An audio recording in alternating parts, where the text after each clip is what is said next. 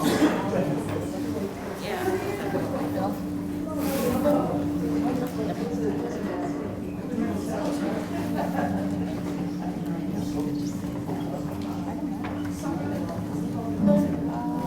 think my bag is in there. Yeah, okay. Still nobody knows how to use it.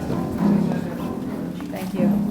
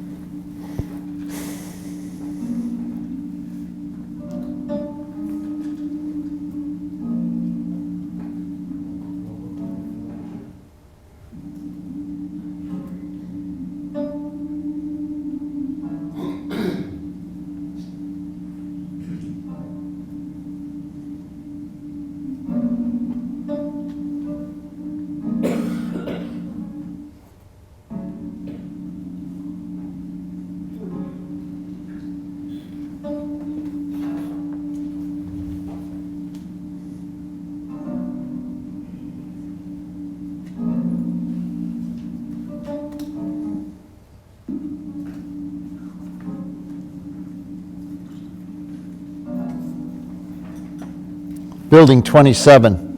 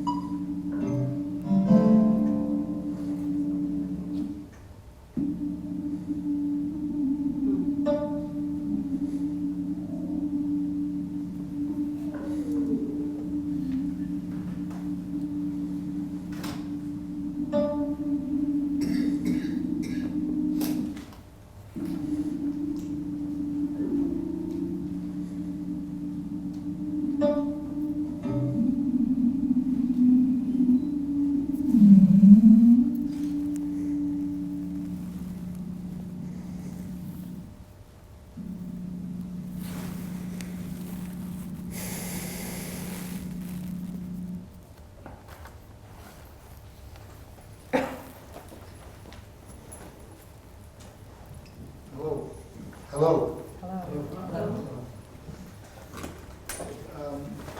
Welcome to the 28th Annual Memorial Willowbrook Lecture.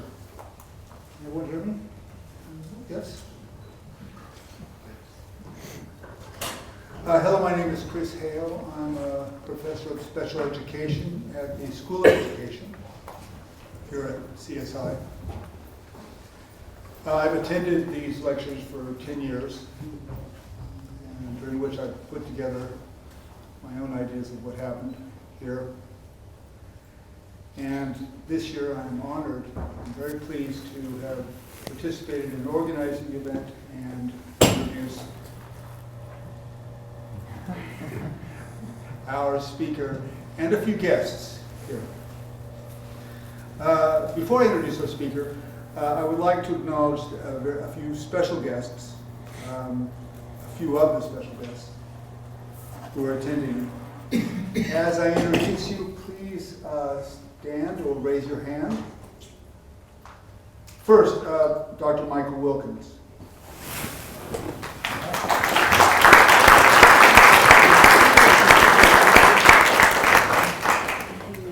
Dr. Wilkins was our speaker last year, and he is a physician, like Dr. Bronson, our speaker this year, who has been a strong human rights activist in many venues, including Willowbrook. It was his key that opened the door to Willowbrook to Geraldo Rivera after he was terminated due to his activism at the institution. Next, Diana and Malaki Mccourt.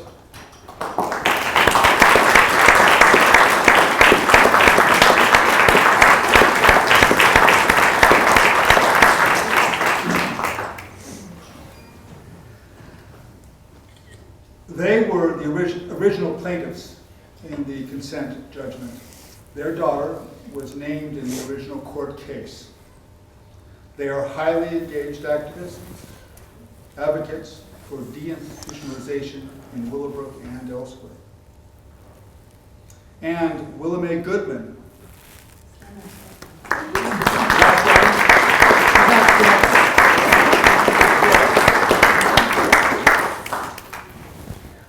She was also one of the original plaintiffs for the consent judgment.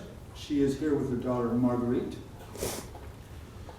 who lived at Gouverneur. Is that how you pronounce it? Gouverneur?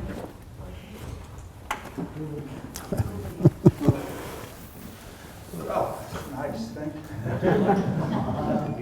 I have to read this and I don't have the eyes. Gouverneur had a facility in Manhattan for individuals, mostly children, with developmental disabilities. Mrs. Goodman was an activist who worked to prevent the dangerous transfer of children at Gouverneur to the understaffed and overcrowded Willowbrook. Next, Bernard Carabello.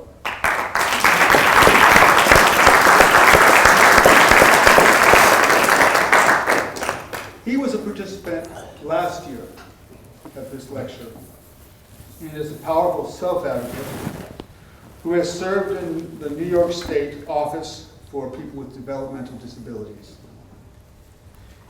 His progression from resident of Willowbrook to a well-respected post in government is an incredible example of the potential of people with disabilities. Also, Diane Buglioni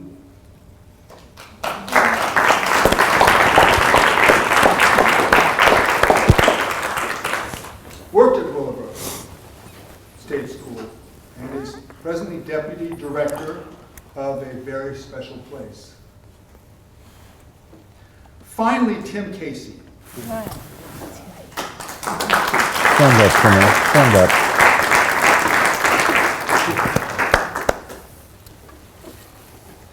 He was Bernard's original social worker, which is going to go On my gravestone. on his gravestone.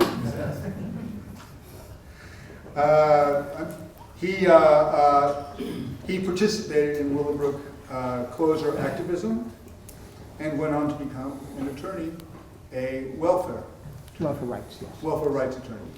But there are no more welfare rights, Right. so they gave that up. So will anyone who lived at Willowbrook, who had family there, or who worked there, please stand or raise your hand? Who I didn't mention? Wow. Thank you. Sorry I couldn't mention everyone.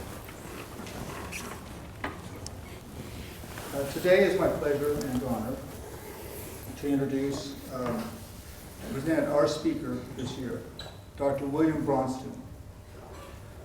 Dr. Bronston was a staff physician at Willowbrook State School in the late 1960s and early 1970s.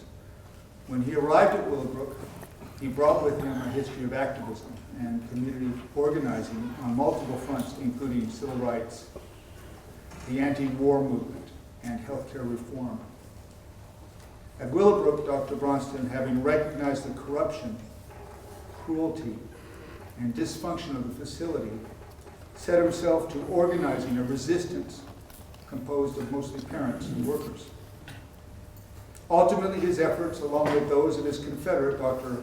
Michael Wilkins, were central to exposing and closing Willowbrook. Dr. Bronston went on to become a central organizer of lawyers, parent leaders, and educators in the development of the federal class action lawsuit against the state of New York, which eventually resulted in the consent decree that closed Willowbrook and set the stage for national deinstitutionalization movement and the establishment of systems of community-based care for people with developmental disabilities. Finally, Dr. Bronston is the co-author of the book, A History and Sociology of Willowbrook State School, also written by two of our faculty here, and is presently in the process of writing a book on Willowbrook and healthcare reform, provisionally entitled Public Hostage, Public Ransom, Ending Institutional America. Great. Please welcome Dr. William Bronston.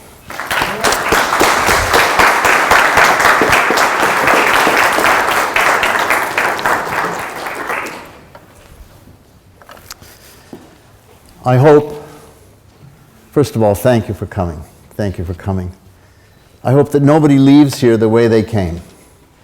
I want to make sure that if somehow this is a successful 2 hours, that you will be changed somehow in terms of your personal sense of engagement and dedication to justice and the transformation that is going to impact all of us in the next 10 years.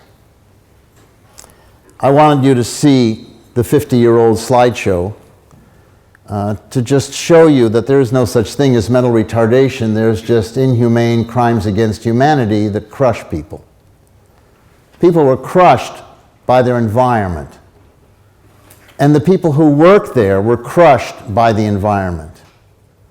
And the people who ran the state made money from crushing people and commodifying them and concentrating them and then billing Medicaid to fund the crimes. And they have never yet publicly apologized or in any way taken responsibility for this incredible concentration camp system in America that preceded the series of 37 state federal class action lawsuits that grew out of the work of parent advocacy, lawyer advocacy, wonderful progressive educators and so forth.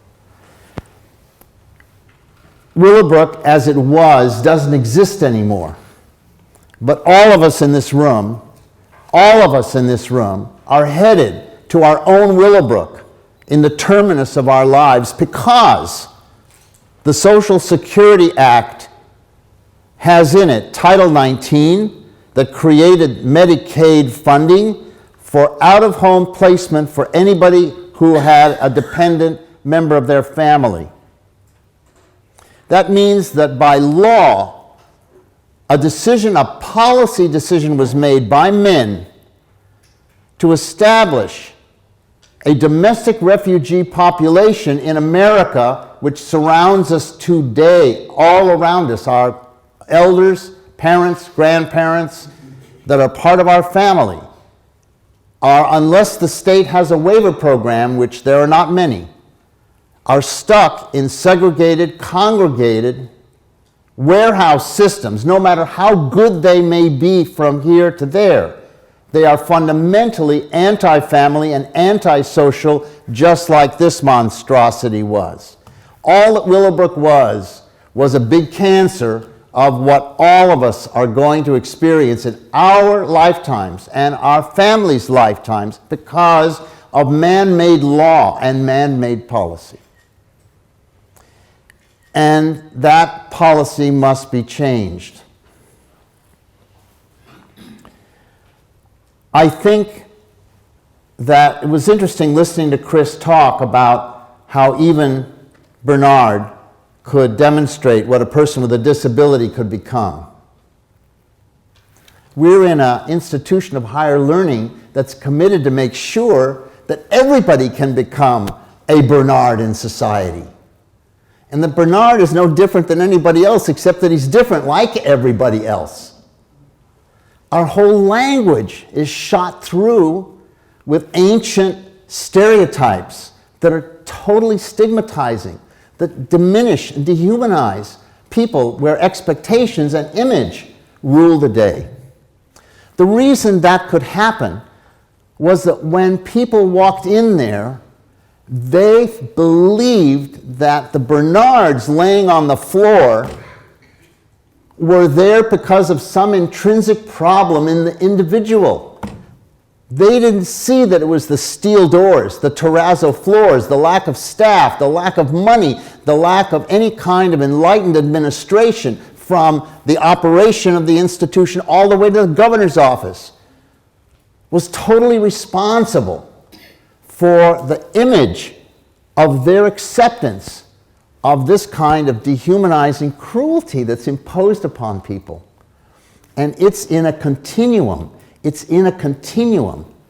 Everybody in this room knows that at some level, some family member is undergoing some kind of humiliating, insulting, dehumanizing experience that's thought to be okay because of our language and because of the way in which we look at the world and the way in which we accept and embrace doctors, medicine, health, medical system delivery. I'm going to take you to a solution before I finish. But I want you to kind of sit with, for a minute or two, the implications of why people went there to work, dealt with the situation they dealt with, and were terrified of speaking out, and became part of the problem because Willowbrook was a multi-million-dollar commodity center. In-flowed drugs, in-flowed soap, in-flowed towels, blankets, sheets, in-flowed food, in-flowed every conceivable kind of support matter to keep folks in the place.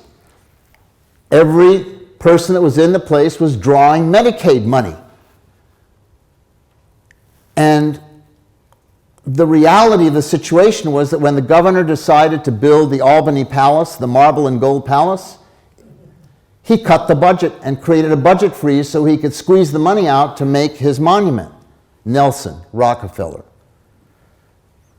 The whole institutional system in New York, the university system, the community mental health system, the housing system was all created in Albany with $1 billion front-end commitment of dollars that Nelson extracted from the legislature to slowly but surely sell bonds using his brother's bank, David's Chase Manhattan Bank and Goldman Sachs to move tax-exempt bonds to the general public to fund all the buildings, all the public buildings in New York State.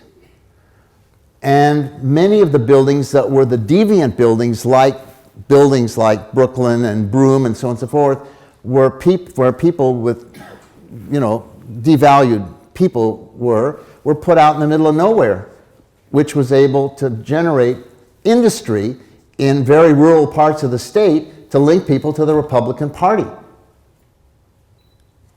And the lawyers and the builders and the contractors that created this place had no idea in the world how the hell they were going to staff them or what they were going to do in terms of using them properly. They just labeled them as a state school for mental retardation.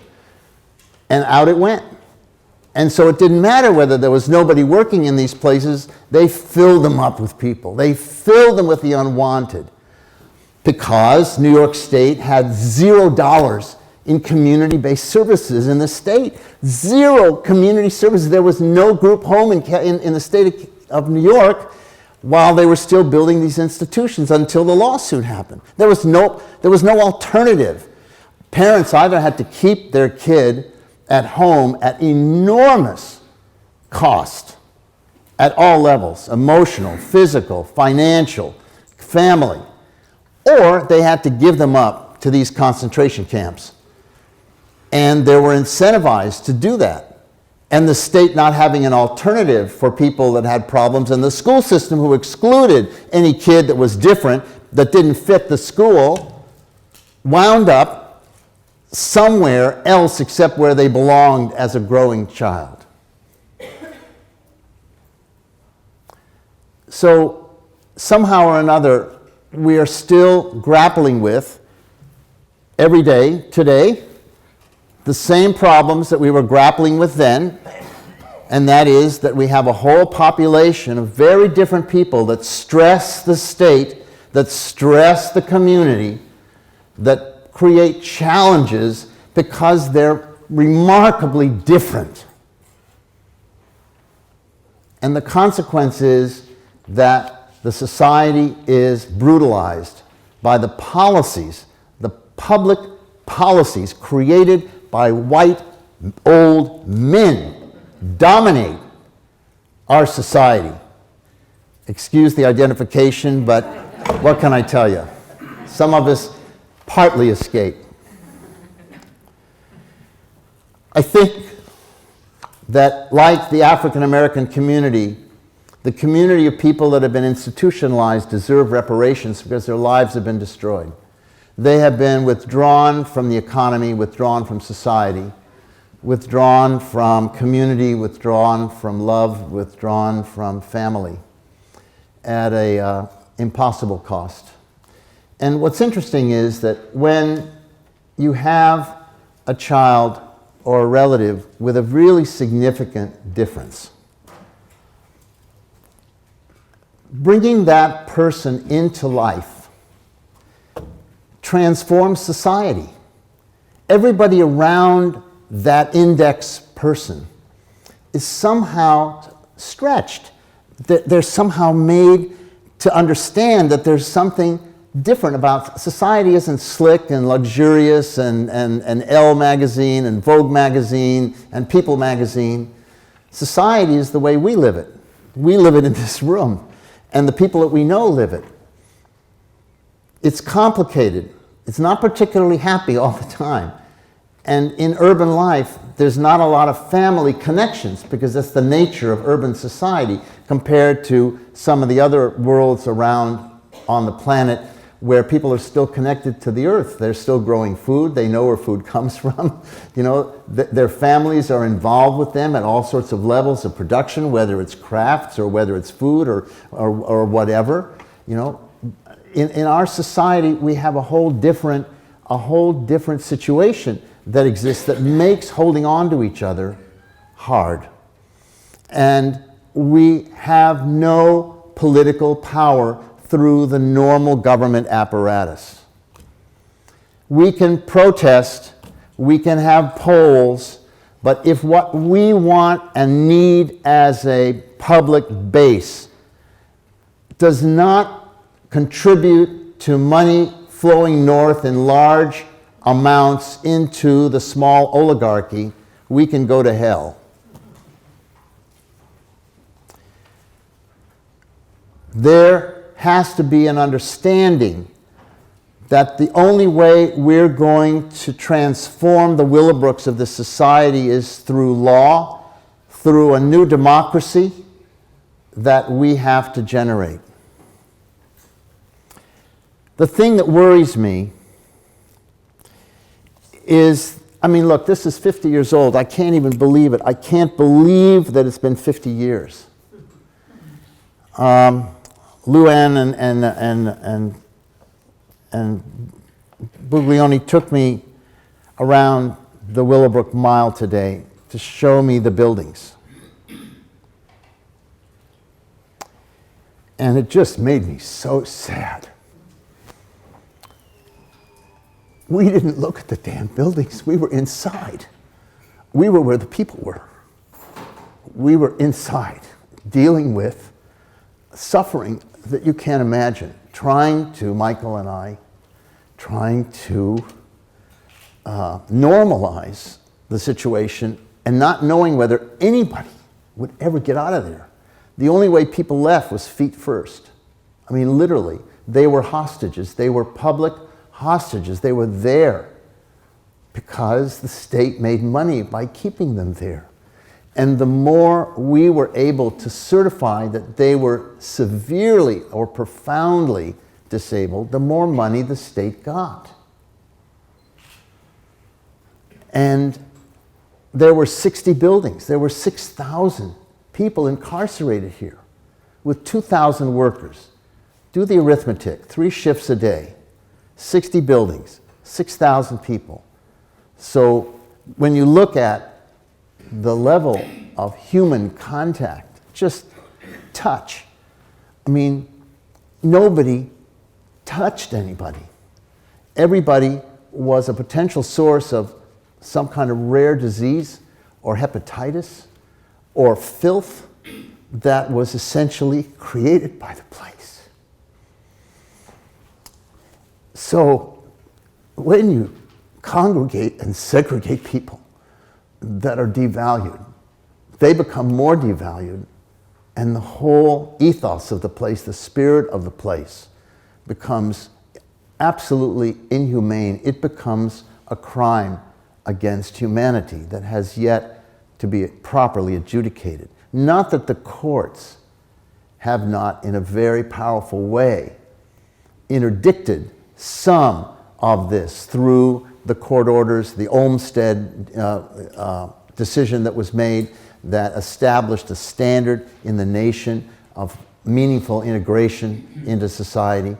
Public Law 94-142, which was the Education for All Handicapped Children's Act, preceded Olmsted and set up a policy that said from now on, for a tiny group of people called developmentally disabled, that only included 5 diagnoses, not every kid in America, but just this small group, had to have the school fit the kid rather than the kid fit the society, and that exclusions from public school was illegal, which put a whole lot of parent organizations out of business because they were forced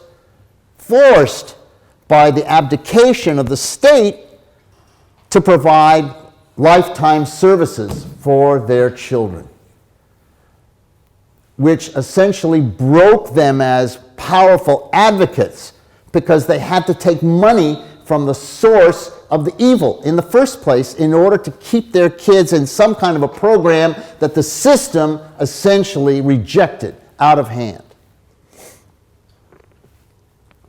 And so the Willowbrooks grew, and Brooklyn State grew, and Gouverneur grew, and Broome State was built, and the other 60, I mean, in the time that we were working over a period of 3 or 4 years, 25 new places that had a minimum of 200 beds were built.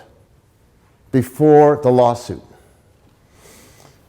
And the people that ran Willowbrook had black limousines, and they were heart-wrenchingly committed to making sure that the best services were possible here at Willowbrook, which they said over and over again every time they went public. Jack Hammond, Milton Jacobs, who was his assistant, Manny Sternlicht, who was the psychologist, the nurses that ran the institution were killers. They didn't really realize it, but they were killers, because the death rate here was 10 times the death rate of New York City, which is ain't no, cakewalk on the outside. So I can't begin to tell you. First of all, you know what awful is. I mean, we know what awful is, except that we live in awful and we're oblivious to it because it's not called awful and it's not exposed as awful. But the institutional system in America still has a river of Title XIX Medicaid money going into it that sustains it, and this gigantic trillion dollar plus industry that's now controlled by fewer and fewer major monopolies, corporate oligarchs that run all the hospitals and the pharmaceutical companies and the hospice centers, so on and so forth, shrinking down with this gigantic flood of money. And people say the system is broken. The system is not broken under any circumstances. These systems aren't broken, they just don't work for us, right? They work for somebody, and nothing happens by accident. I tell you, if you don't know now, nothing happens by accident in the political society. Everything is planned and serves somebody fabulously. And if it doesn't serve them fabulously, fixing it would be very threatening to them. And they are a small, tiny minority in America. And they don't want a government to be a government of the people, by the people, and for the people. They do not want that. Because if that is the case, all of a sudden their oil industry gets regulated. And they don't want their oil industry regulated. And they want to clean up the toxic sludge and mess that they've created at a staggering level all over the planet. And the only force that can deal with that kind of criminality is a government. And so the government has to be absolutely negated. And that has been the case since 1980. There has been a consistent campaign on the part of extremely smart and extremely selfish and extremely greedy people to obliterate the significance of government and to seed government with corruption, so that we see the self-fulfilling prediction that government is worthless when we see the kind of people that wind up in government that use government for self-aggrandizement and wealth and abuse of power. But that's not all that government is. Government is sitting in this room.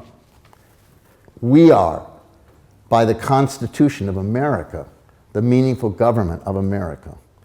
And we're in a position, through our networks, through our churches, through our social organizations, through our families, through the places that we work, through our unions, and so on and so forth, to open up conversations, serious, meaningful conversations about justice, about caring, about tenderness in the world, about meaning in our lives, about safety for our families and our children, about economic development. People are talking about creating some kind of a minimum wage of $15 a couple, 3 years from now. $15 doesn't support anything. The people who worked at Willowbrook got more than $15 an hour, and they got benefits because they were state workers. So it was very important to them and their unions to keep these places alive. All over America, all over America, there were institutions where people were put away. People with developmental disabilities, quote unquote, and of course people with mental illness, quote unquote, people that were too different and in which the school system, the healthcare system, which doesn't exist because you can't buy health at any price in America, you can only buy medical care in America, didn't exist. to be able to handle and take care of and support families that essentially were challenged with having to figure out how to turn somebody enormously different into a contributing and vibrant citizen in the society, and to bring value to everything around them through the radiation of their quality. Willie's daughter is 63 years old. 63 years old. She's in this room with us. She is our sister. She is a member of our family. And her life validates our lives. A society that by any means, through family or whatever, can make sure that a young woman grows into maturity, lives, and is able to be part of the life like this, brings value to all of us. How boring to just be ordinary. How boring to just be one of everybody. So people don't get that each of us is remarkably, incredibly, brilliantly different. And each one of us brings something uniquely special and profound and beautiful to everything around you, even though you may be a nag or may be angry or may feel that, you're not doing it. Trust me, you're doing it. Somebody loves you. Somebody loves what you stand for, who you're all about. And that has to be everybody. We have to get rid of labels. For example, long-term care. We have to get rid of long-term care and change the concept to lifetime care. Same acronym, totally different paradigm. We're talking about making sure that people with special needs, that means you and I, sooner or later, you and I, are treated with absolute respect, never lose our identity, never lose our name, never get put into a stereotype group like the elderly or something like that or whatever, old people, the aged. You don't want to be labeled. You want to be maintained. Nelson Rockefeller was never considered aged, right? He had his name till the end. And so I think that we can think about, in a true healthcare system where healthcare is a right, a way of serving people from birth till terminus on an individualized basis, and provide the support to make sure that families and communities can provide a normalized existence, cherish, respect, and regard, and celebrate all of us. I don't want to go down in a nursing home. I'm 80. I don't want to go to a nursing home. I don't want to be put into a Willowbrook. I don't want to see the parents who are the warriors who moved the 6,000 people in federal court into the light go down themselves into a nursing home just like the kids that they emancipated. I don't want to see the kids who are now in their 50s and 60s and 70s and 80s and 90s wind up back in incarcerated situations where they're flotsam and jetsam, they're Soylent Green as far as America is concerned. And that spirit, that agenda, that commitment has to come from us. You have limitless power if you think about how you want to work your voice, how you want to work your friends, how you want to communicate, what you want to belong to, what you want to join, what you want to participate in. There are struggles going on out there of such consequence that they dwarf Willowbrook. Willowbrook is just a metaphor for man's inhumanity to man, but you don't have to go very far. You can go to Iraq, you can go to Afghanistan, you can go to Yemen, you can go to Syria. I mean, you can go to Venezuela, and you see mayhem.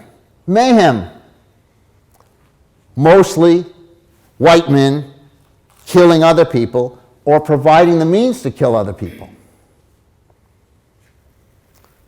So Willowbrook is an incredible example, a model for us to take heart, really to take heart in our lives. The thing that concerns me is, where's the leadership? Where's the leadership? The parent organizations that existed in the 70s, 60s and 70s that fought against the systemic abuse to them aren't there anymore. The great leaders, the great spokespeople for transformation, I don't know any. I mean, there's no really top voice to speak on our behalf. And maybe that's okay. Maybe it's not some superstar that's out there, in the front that gets the responsibility of making the change, because the system has a way of gunning those people down. And so the leadership has to be distributed through all of us. We have to find ways to be able to write, to create theater in our lives, to create the necessary organizations that carry out the proper conversations, to be able to look at the most important things that will transform society. So today, the issue isn't Willowbrook or mental retardation. The issue is universal health care. The issue is climate change. The issue is immigration. The issue is war. Nobody talks about or writes about the fact that we're spending $1 trillion a week of our money to wage war at the periphery of the empire, just like Rome. Just like Rome. Rome fought in this gigantic circle a zillion miles away from the city, and nothing went into the city but the games. I'm sorry to say. The games distracted the crucial elements of society, the youth, from dealing with what was happening in the city, and little by little money turned the tide so that people could buy the empire, and things went to hell.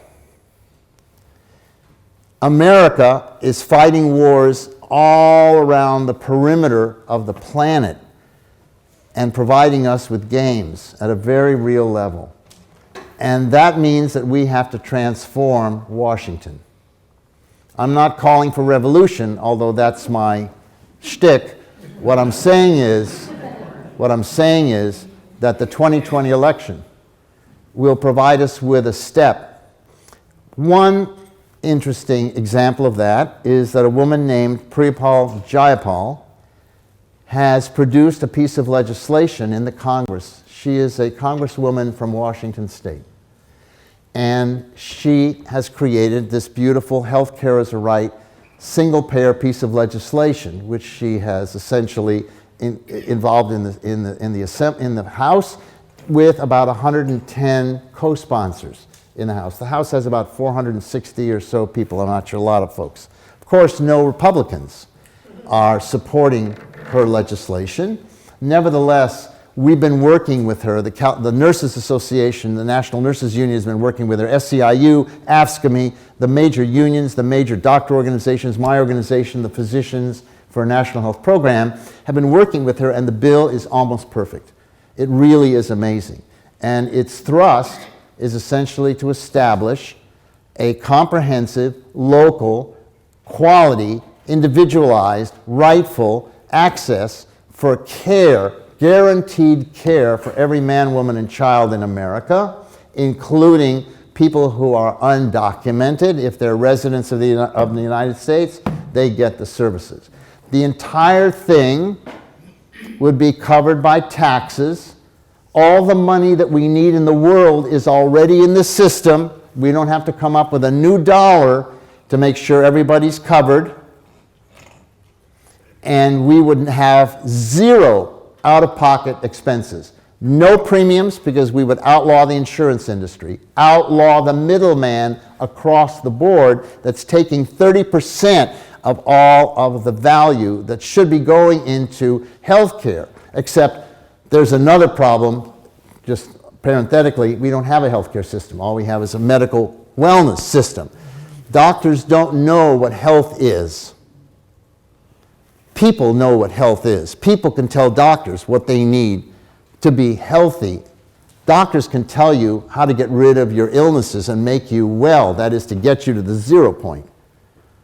So there have to be major conversations between educators, engineers, psychologists, social workers, community organizers, unions, church organizations, to describe, to think about what's an ideal primary care system that's right by your house.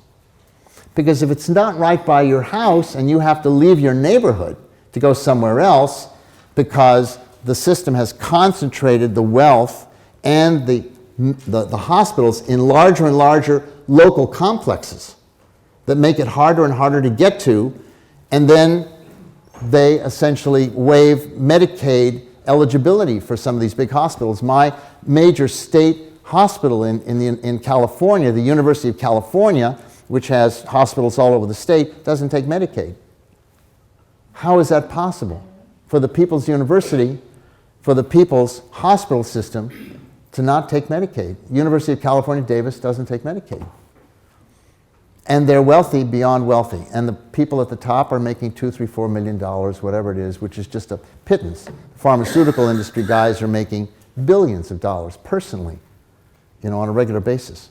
So we're in a situation where with Jayapal's bill, we have an instrument which won't work until after the election in 2020 to absolutely create a rightful system that everybody in America needs to understand. Now, the relevance of that is that everything that's hurting us here, almost everything that's hurting us here, would be fixed if we organized to support single payer in America.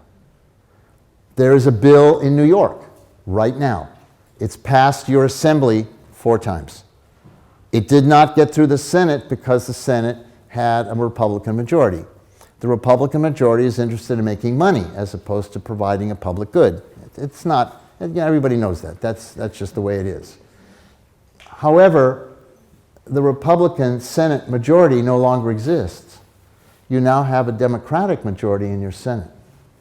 And it's possible that with a Democratic majority in the House and a Democratic in your Assembly and a Democratic majority in your Senate, that you may be able to pass that bill and put it on Cuomo's desk. Then what's going to happen? Cuomo says he can't pay for it. There's not enough money in New York State to pay if he doesn't get a reimbursement from the feds of Medicare and Medicaid money, CHIP money, Child Health Improvement money, program money, in order to make sure that he has a complete a pool of dollars in order to be the single payer for all New Yorkers. I'm sure that's not true. And I'm sure that saying that he can't pay for it isn't really the issue, because I believe that the New York bill does not have a financial mechanism articulated in it. Its purpose is to establish the policy of rightful health care for everybody. And then once the people have agreed that that's what is crucial for them, then the next step will be to figure out how to pay for the damn thing. Nobody asks anybody in the government, how are we going to pay for Iraq? That question does never come up. It never comes up. How are we going to pay for Afghanistan? How are we going to pay for what's going on in Venezuela? So the way to deal with this situation is to have the confidence in your community that the justice of universal health care, the righteousness of universal health care, the mercy and tenderness, the appropriateness, the morality of it, the ethics of it, has to be held tightly and embraced, and it is ours. It's a people's policy. And it will cut that Title 19 chain of money going to out-of-home placement, because we have to redefine how our communities embrace and hold on to and serve our elders without people bleeding to make it happen because they have to stop work and they have to deal, with problems that go up, and so they desperately need to have some help. The only help they can get is paying down so that their elder can afford Medicaid to poverty level, and then getting them out of the house. Not because you necessarily want them out of the house, but there isn't a circle of support in the house because everybody's got 1 or 2 jobs or 3 jobs or whatever, and the burden, the economic burden, is impossible. But why are we having this economic burden? Why don't we have the resources in the society and the distribution of support services and a massive investment in the care worker community? Because right now, 44 million of you in the United States are providing unpaid care for dependent members of your family. 44 million people are taking care of people at their expense with no reimbursement. You're talking about $15 an hour. That's been costed out in New York. $11 million that would be saved by having universal health care in the state of New York would immediately cover the cost of all these unpaid care workers who would be starting to get dollars because the policy would change to provide true community-based, I'm not talking about facility-based, community-based home care for people with special needs.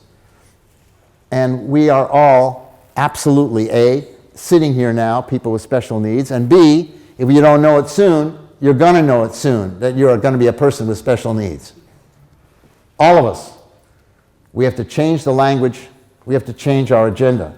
The question is, where is the leadership going to come from? It haunts me. I don't know. I'm finished. I got maybe another 10 years, whatever it is, I'm going to croak. Where are the courageous, charismatic, articulate, genuine folks? I mean, Willie Mae is one of those people, but she's trapped at some level managing a delivery system, a survival delivery system for her family and her community. And it's hard for her to get on the stump to go take care of business like she did when she was a youngster and this beautiful babe that I knew 50 years ago. Not that she's not a beautiful babe now, but then she was a killer, even more than she is today. I mean, I direct the comment to her because she's a sister of ours. She's blood. She's blood to us.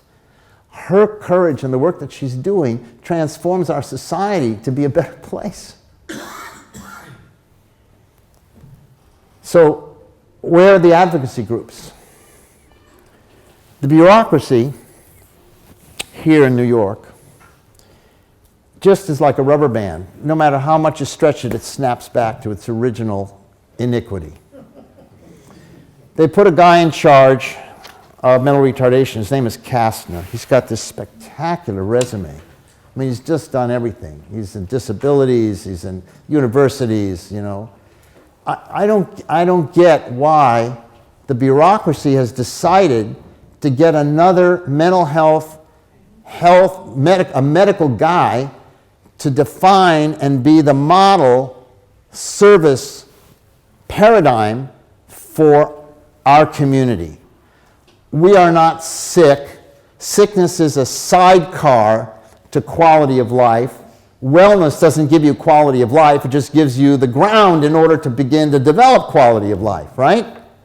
So something's wrong in New York in terms of why the system is going right back to the way it was when we fought them and we forced the people with developmental service needs into an independent bureaucracy, the Office of Mental, whatever it was, OOMD or whatever the hell, they've changed it 20 times. They keep reorganizing so that you don't know, it's a moving target, you don't know really where to shoot your arrow. So it would be nice if Kastner was here. I would love to have a debate with him and discuss. I have no doubt that he's a knowledgeable and good man. No doubt about it, except he should not accept the job. He should be a consultant to an education maven. Because the issue here is learning how to be extraordinary in society. That's the job of the school system. Now, you can tell me the school system is in rotten shape also, and that there is this absolute oppression, repression of the teaching community at all sorts of levels. It's true. But we've got a job to do. We've let it happen. It's crept up on us. It's crept up on us. And we have to begin to look at which youth that understands how to use this box is going to call together the million people to make the move for the change. The children did it around the Parkland shooting. They put 1 million people on the street in Washington, almost overnight. Nobody over 18 said anything on that stage. Those were all children, our children. So this little girl that's being attacked because she's somewhere on the autism spectrum, that organized probably another 1 million kids all around the world to address climate change. We have to figure out how the campaign for climate change is the right place for us to be organizing around what we want to organize around here. The issue here is building a mass public movement. That's the objective. How that movement essentially asserts its ethical imperative, changes as the situation changes. We know that the battle for mental retardation doesn't compare to the battle to get rid of fossil fuels in our society. We know that we are on a very short cord to extinction as a people in the foreseeable future if we go up 2 degrees Celsius on the planet, and we're already close to that. We know, the scientists know. So how is the quality of life for our community tied to the climate change struggles so that you can bring this agenda into the conversation that you have with the climate change organizers that are around you? How does this deal with the whole question of who's going to become a candidate for public office at the school level, at the city level, at the county level, at the state level, at the federal level? How do we get our children competent to use this box? For the last 20 years, I've been organizing high school kids in my community, 70 high schools in 8 counties, to produce 2 major youth-driven film festivals. 1,000 kids come to my film festival. It's all done by kids. They jury, they make the movies. I'm talking about US and Canada, and the film festival is in Sacramento. In all the time that I've had this incredible army of children come, who are becoming more and more competent in telling the critical stories in society with their media chops, have I seen one kid in a wheelchair. 20 years, thousands of kids in media classes in high school, no kid with a real sharp difference is among the producers of media. And we know that these tools are, for our community, very emancipatory and very empowering. So there are some things that need to be done here in terms of building a movement for change that's got to employ hundreds and thousands of kids that are competent in public media communication. It is a crucial agenda. They've got to be able to know how to produce radio, how to produce television, how to produce Instagram, how to create Facebook, how to deal with the technology that reaches the millions. And somehow that's not happening. It's not happening right now. So there are places for all of you to really see and somehow work at rethinking rather than suffering with the underdevelopment that you experience and the humiliation and the frustration and the depression that you experience from dealing with everyday life in the system that is so inured, so impersonal, so rejecting of passion, so rejecting of dreams, so rejecting of ideals, so rejecting of ethical action. Willowbrook is our proof positive. It's as low almost as you get in America. And being able to stand on that foundation of sacrifice and abuse, I think, provides the sense of direction, the sense of purpose, the sense of mission, the sense of vision that I'm inviting you to essentially deal with. The New York Health Act, the New York Health Act is where every single buddy in this room needs to go in order to read it and to understand it, because it now includes comprehensive coverage for long-term care for free. Now, when I say free, that means no out-of-pocket money from us, other than that we would pay taxes, and that the taxes would be set up on a progressive basis, so that the more you made, the more taxes you would essentially spend. But when people say, well, this is going to cost us, $1 trillion, or whatever they come up with, in California they say, oh my God, the single payer is going to cost $400 billion in California. That's 4 times more than the whole state budget. It's bullshit. The money's already there. We're not talking about new money.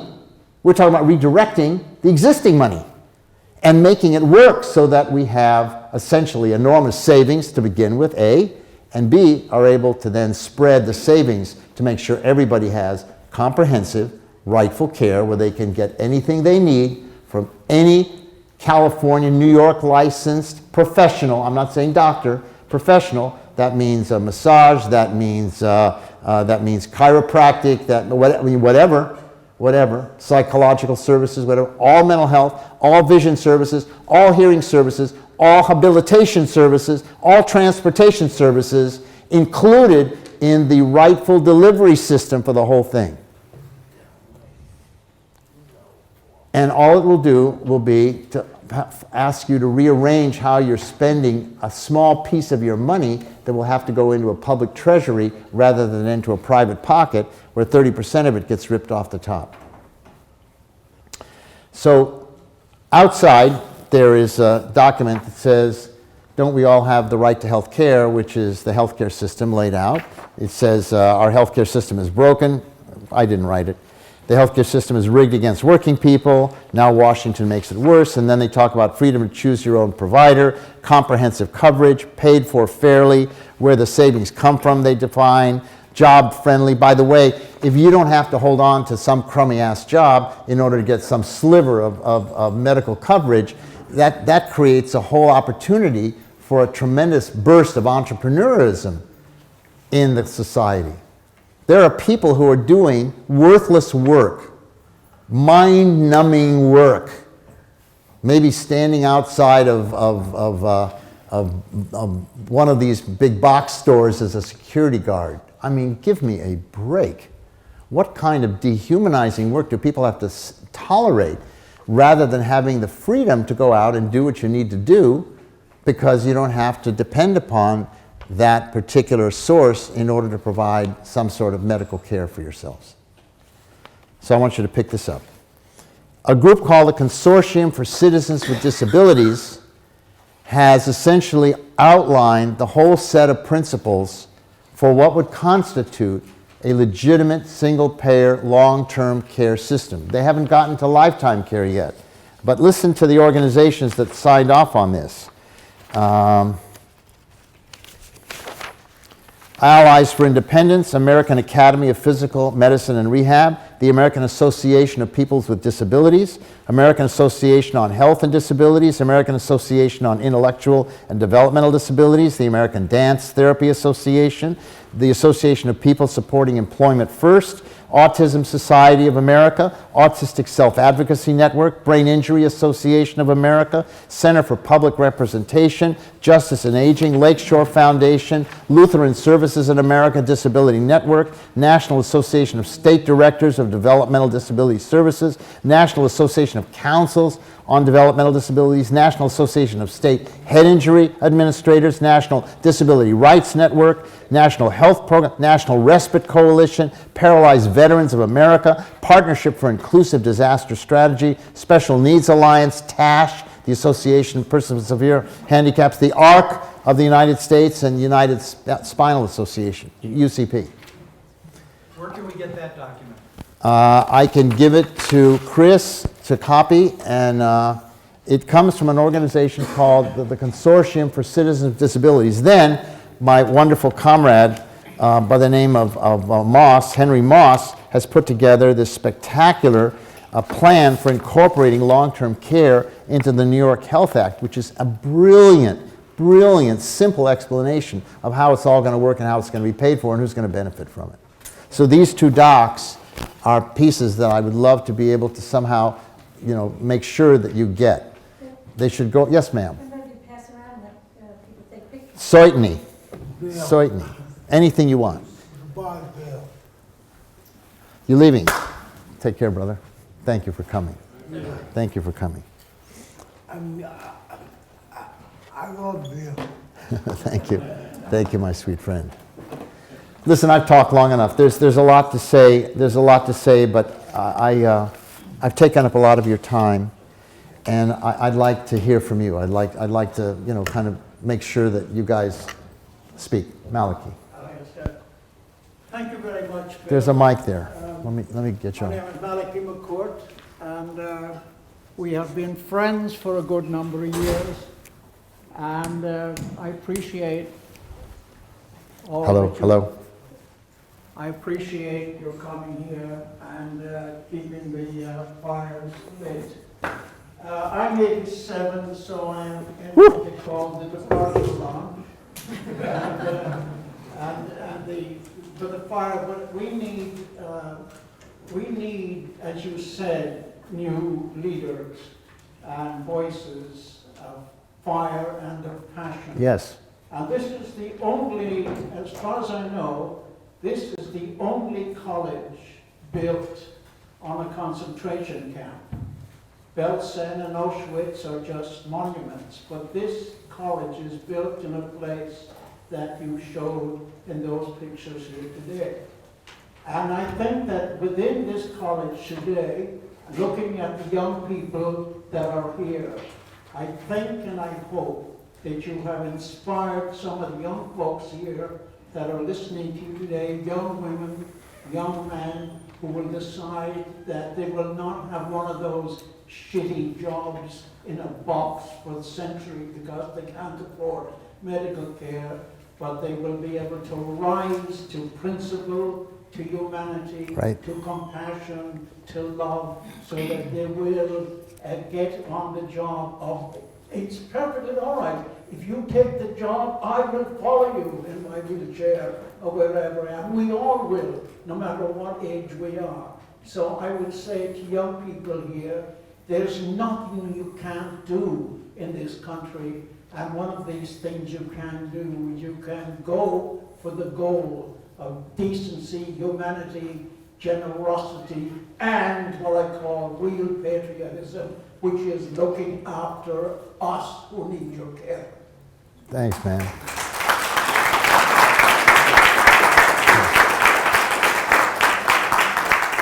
Mark, let me just say one quick thing. There's another flyer out there that is the flyer for David Good's magnificent book called The History and Sociology of Willowbrook State School. It's a must-read. It's the best book that's been written about the inside and the outside of Willowbrook that I've seen published yet. Yes, Mark, go ahead, please. Bill, the last number I heard is 140 million people get their health care through work. Say it again? 140 million people Yes. get their health care through work. Yes. They're employed. I never quite figured out. They get health coverage. They don't get health care. So I never quite figured out why large corporations who compete with international corporations in Europe who don't provide health coverage for their employees, why aren't they out in front with a Medicare for all system? Okay. Did everybody get the question? So look here. Here's what I've learned. When you see something that doesn't make sense, it's because you don't think about it in a sensical way. If something is happening, it was done that way to benefit somebody. So if Ford or General Motors, who could save 20% on every car they make on the US side of the American-Canadian border don't support single-payer health care, you've got to ask yourself why. What's the payoff for them? It may not just be dollars. It may also be because there are key people on the Ford board and on the GM board that are also on the Pfizer board or on the Aetna board, so that there are these interlocking board situations, and there's a certain solidarity among the oligarchy that they don't want to screw each other, and they know that if we had universal comprehensive care that freed them of that 20%, that makes them uncompetitive at a certain level, that there would be a consequence to them. Well, what is that consequence? What would make it worse for them to not have to lose that 20%? And you've got to think that way. There is a reason why they don't want this to work, because if it works, we, the people, will be empowered, and our democracy will fundamentally be re-established in America, because the process of redistributing these gigantic hospital complexes that have been concentrated to provide local comprehensivity at the most local level in all of society, rural, farm areas, cities, poor areas, whatever, requires a public utility decision-making process from the national level to the state level to the county to the city to the locale. There have to be organizations of you that essentially will have to make decisions of where the next MRI goes. Because that money, all that money is going to be publicly decided upon, because it's going to be in a public treasury. That's what they mean when they say the government's going to run the healthcare system, which they use as an argument against single payer. Who is the government? We are potentially the government if we choose to take on that struggle. And it is a worthwhile struggle. You took the struggle on to Willowbrook, and look, we won. I mean, this is not bragging. I decided I was going to bring this place down by myself. Why? Because that pig that ran the place fired all the teachers, because the teachers asked him, please, to have the ward workers support their work in the afternoon and evening shifts and to keep the training working for this token group of people. And the bastard fired all the teachers. And I thought, that's the end of that. He's a done dog. And I began organizing. And I tried organizing the workers, because I came here because I was one of the physicians for the Black Panther Party on the Eastern Seaboard. And I thought this was the largest black factory, that there would be a lot of Panthers here. There were none. Instead, what there was a public union, CSEA, with administrators in the same union as the workers, so nothing was happening there, and a black nationalist union that essentially had every membership card automatically go to the Attorney General. Didn't smell right to me. And so the only leftover constituency that had the chops to bring about the change were the parents. And so we had to go to the parents, and organizing the parents was a piece of cake. All we had to do was let them in the door, open the door, let them see the truth of this monstrosity. They were not allowed in the buildings. The workers would bring the kid to the door and propel them out for the weekend or whatever. They were not allowed in the buildings. And so Mike and I began having parent meetings in our buildings and asking the parents and the workers to talk to each other about what would make a difference. And it was a prairie fire. And then the Marcarios, the man who just stood up, was the head of the Down syndrome organization in the community. And then fortunately, because I was trained by one of the finest pediatricians in child development in the country in Los Angeles at Children's Hospital, I knew everybody in the field in the world. And so I just began inviting my teacher to come to look at Willowbrook and then give a talk outside in the community to the families, to bring Gunnar Dibwad, who was the head of the Association of Retarded Citizens, in, to bring Bengt Nerhi in, to bring Bank Mikkelsen in, to bring everybody I knew that was a world-class child development killer, to come to look at this thing and then to talk about what the alternative is, because they knew what the alternative was. They didn't talk about how bad this was. Everybody pretty much knew how bad this was. All they had to do was put out how good it could be if this bad thing wasn't there, because this bad thing was a black hole. It was sucking up all the money. All the money was going here. There was no money going to the community, none. And Hammond, the director of the institution, essentially had sign-off on every public grant coming into the county because he was the chief state officer in the community. So you got to understand, this thing, the iniquity happens at a very high level and then it just drips down. It infects everything below it. But you've got to not attack an intermediary or a symptom of the problem. You've got to go to the origin of the problem. You got to understand that this meant big money for Nelson Rockefeller and an expansion of Republican hegemony in the state of New York for a long time. These public works. Yes, sir. As somebody who witnessed a population of disabled people in the hands of bureaucracy. Yes, sir. Currently in New York State, there is medical aid and dying act is being considered. I'm gathering it from California. What is that called? Medical aid and? Medical aid and dying act. Dying Act. Dying act. It's a piece of legislation in New York? Yeah, what does it offer? I'm sorry? What does it give us? That's by choice. Medical aid and dying. Oh, I understand. Suicide, right. Right. Assisted suicide. It's been co-sponsored, sponsored by, in the Senate by our Senator Savino. Yeah. And co-sponsored by Paul. Yeah. But what is your take on that, having witnessed a large population which would be endangered, it's my belief, by this legislation? My first cousin just jumped off a 7-story building last week and killed herself. She lives in Rome. I just got the message from another first cousin that lived in Paris.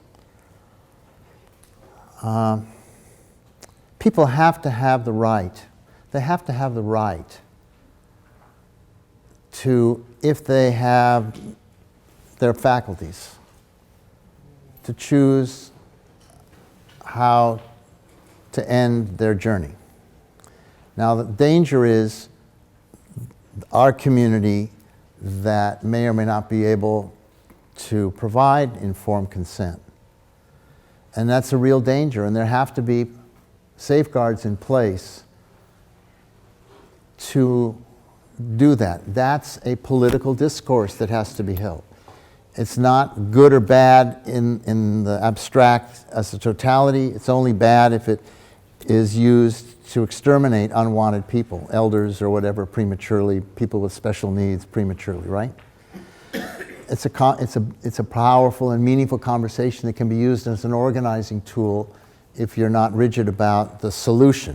What you want to do is you want to get at the process somehow or another so that you can work it. The only way we can live is through policy legislation.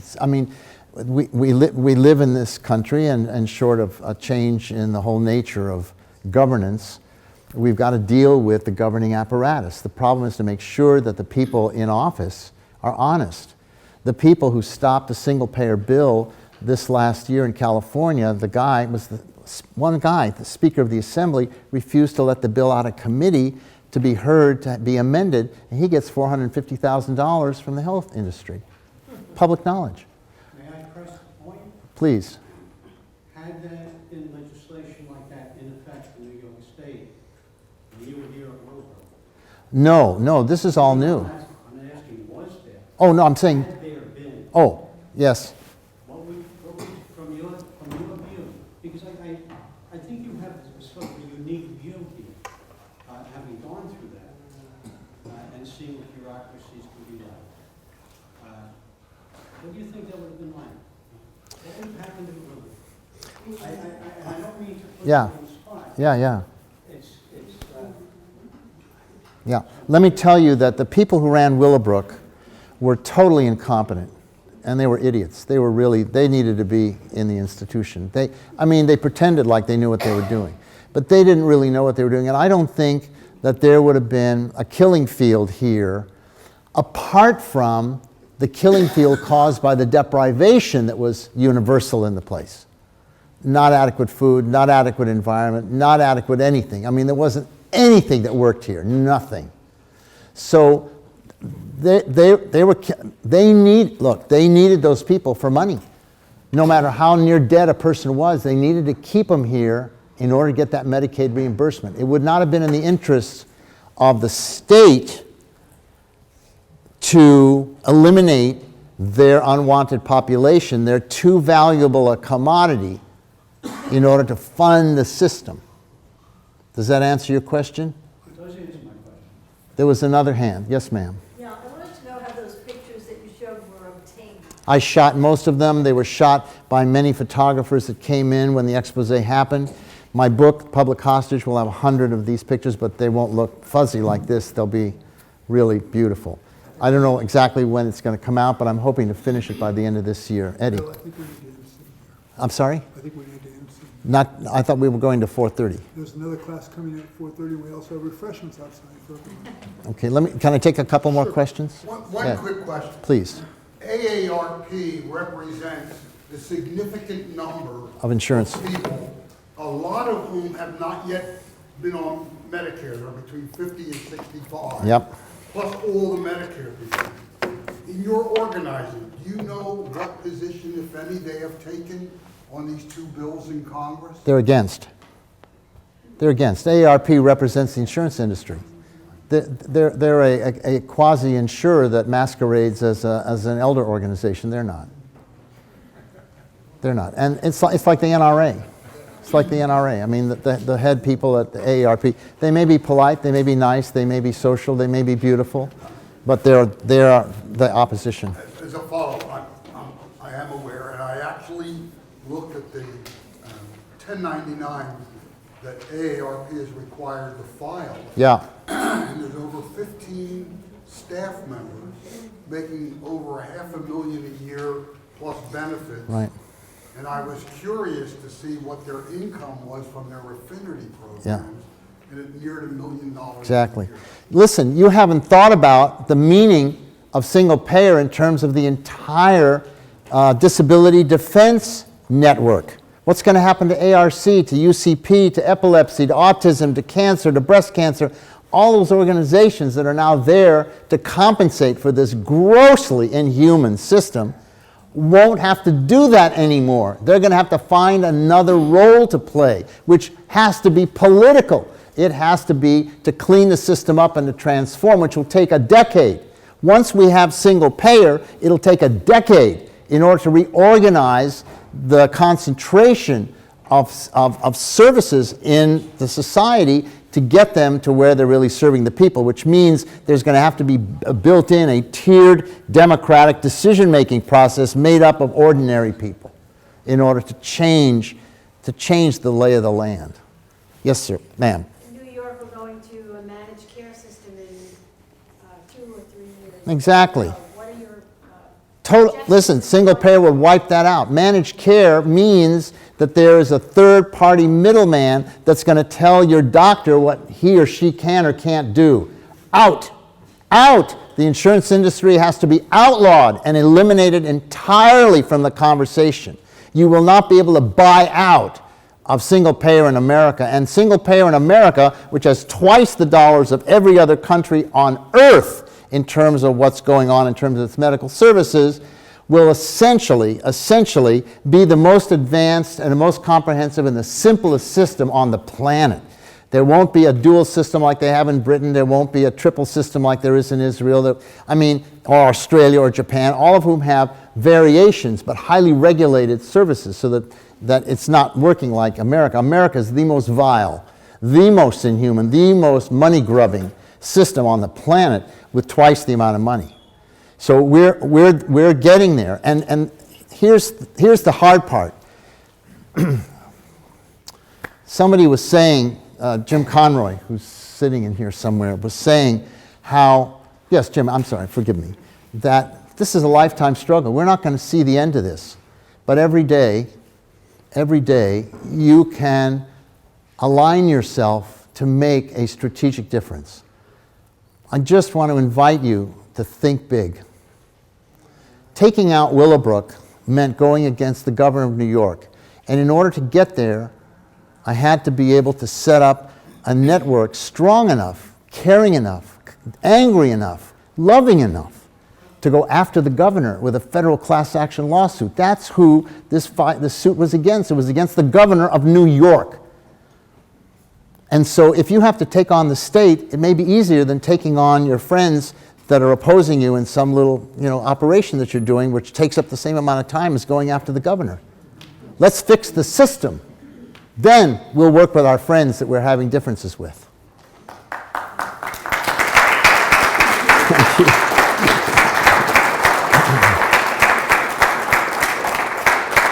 So yeah, go ahead.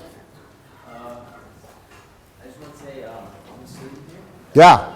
CSL, and I just came here because it's like an extra credit for but then I came here because it was for extra credit, and I realized because I'm a student that works for DSP, Community Resources. Yeah. Yeah, and I definitely got really educated coming here. I just came for extra credit, and I realized this was about people with disabilities. And you definitely gave me like a motivation to become a voice with people to make a difference. So when we talk about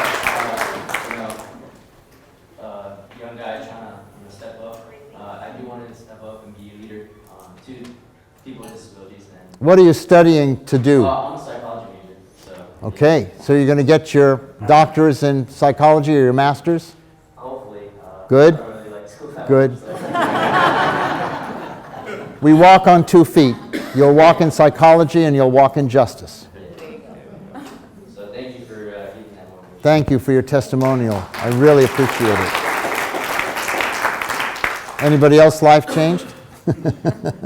I want to thank the dean and his compatriots and the associate dean that are here, and Chris, who put this together, and David Good, who helped put this together. I mean, this is an important conversation, really an important conversation, and it needs to continue.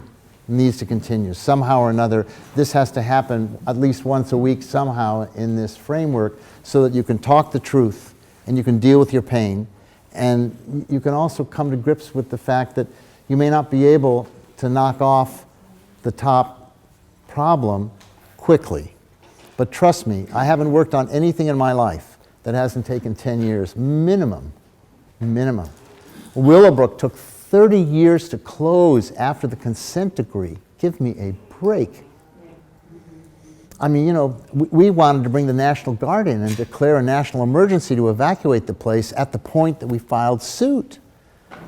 Never happened, and they fought us, and the question is whether this guy Lassner, or whatever his name is, the new commissioner, the head guy, is any different than the head guy, the head of mental health services in New York when we fought Willowbrook. This belongs in the education sector. This system, it's just a continuation. This college could become, and hopefully will become, a world leader in the most innovative thinking about transformation of society and generating a tertiary faculty to teach other people how to change society. I mean, that's what's got to happen. You can't learn dross and then take on, evil. You got to really have an imagination and at some level know that if you go down, it's worth it. It's worth it. It's worth it. The consequences are enormous. I mean, the emancipation is enormous if it happens. Listen, go and there's food to be had, and thank you very much for your patience.